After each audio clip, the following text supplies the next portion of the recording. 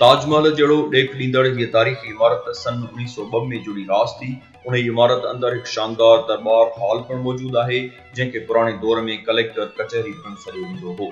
हिन इमारत जो इस्तेमाल अंग्रेज़ हुकूमत खां वेंदे पाकिस्तान ठहण ताईं ऐं उन खां पोइ बि रेवेन्यू खाते जे ऑफिस तौरु रहियो आहे। विच में कुझु अरसे लाइ हिते कोर्ट पिणु क़ाइमु थी।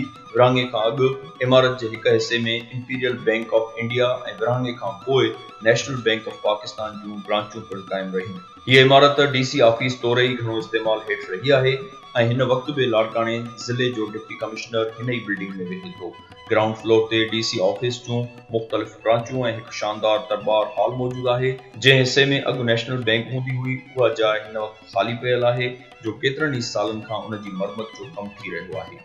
पहिरीं माड़ जे वॾनि कुशादनि कमरनि में अंग्रेज़ दौर खां अॼु ताईं जो रेवेन्यू रिकॉर्ड ॻाढ़नि कपड़नि में ॻंढियुनि में सथियलु आहे, जेको पिणु वॾो तारीख़ी खज़ानो आहे। ताज़ो ग्राउंड फ्लोर ते मरमत वारो कमु थियो आहे, जंहिं सबबु बिल्डिंग जो पुराणो असुफ़ क़दामत वारो ॾेख काफ़ी मुतासिर थियो आहे। हीअ बिल्डिंग हवादार पिणु आहे, जो ॿिन्ही पासनि खां वॾा वरांडा, छतियूं ऊचियूं ऐं वॾा रोशनदान पिणु आहिनि।